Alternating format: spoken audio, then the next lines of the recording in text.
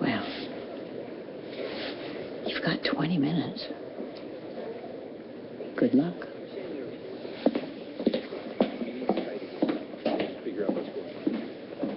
Thanks for hanging in there, Rachel. We're almost done. Miss Franklin, can you tell me when 20 minutes is up? I don't want to keep Rachel any longer than I have to. Of course. I'd like to go back to that last phone call. The night your mother died, you went out? Yes.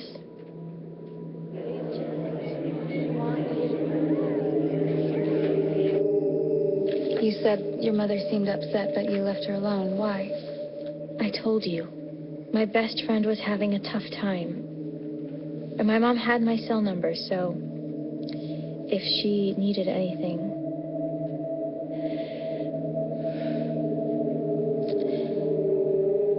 She could call me.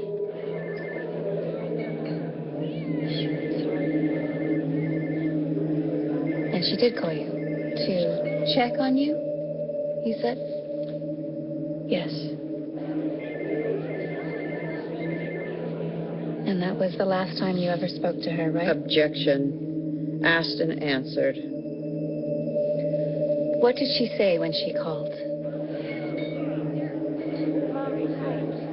That she loved me. And I told her I loved her.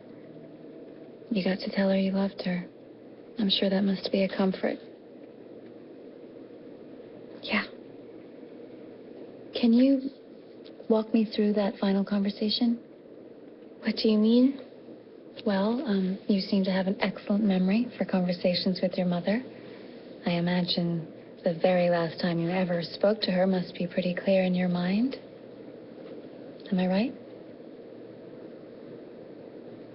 Yes, I remember it. How did the conversation start?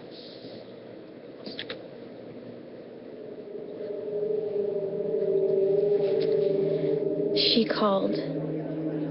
I answered and asked how she was feeling. She said she was doing better. What did you say? I said, good. Then she asked when I would be home, and I said that I wouldn't be too late. And then? She said not to worry. She was doing better.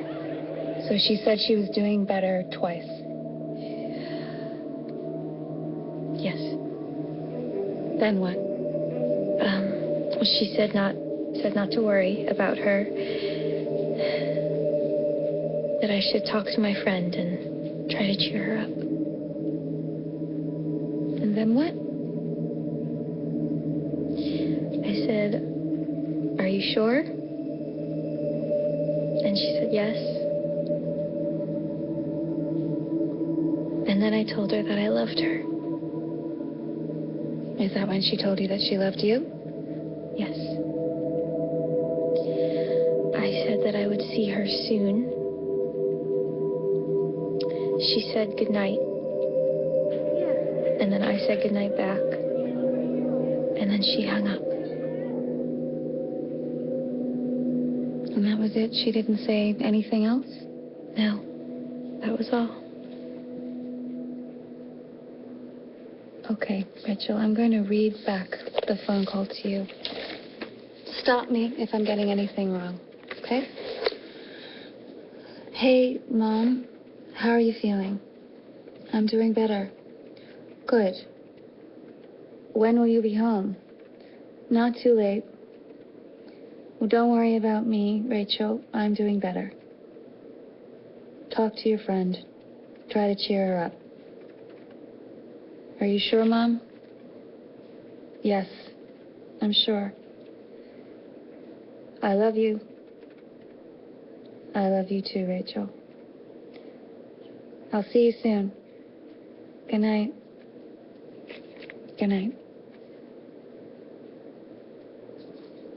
Does that sound about right? Yes. Miss Franklin, could you hand me the phone records, please?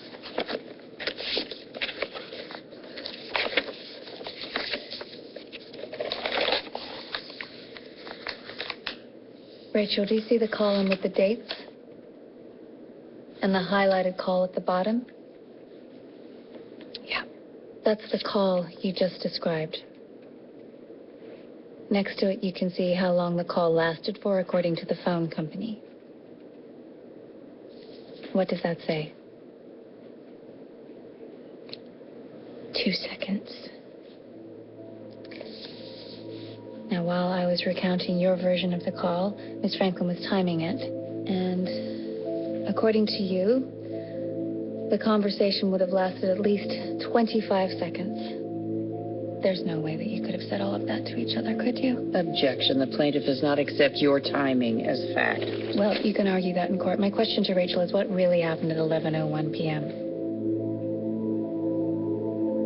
That 2-second call went to voicemail, got disconnected, or you ignored it. What you just recounted is the phone call that you wished you'd had. Objection. Speculation. No. Miss Parsons, you're right.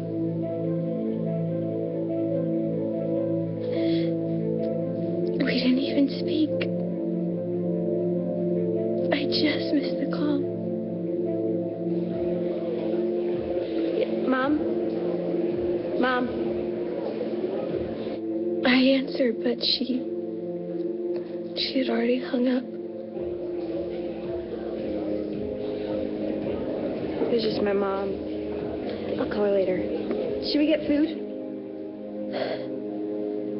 And you didn't call her back? So you feel guilty? So you made up that whole conversation, didn't you? We're done here. My 20 minutes aren't up. And she is required to answer.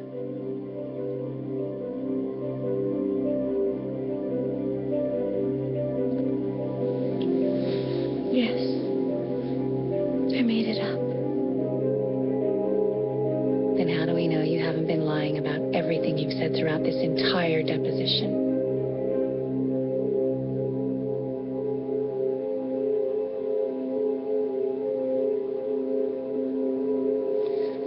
You don't have to answer that.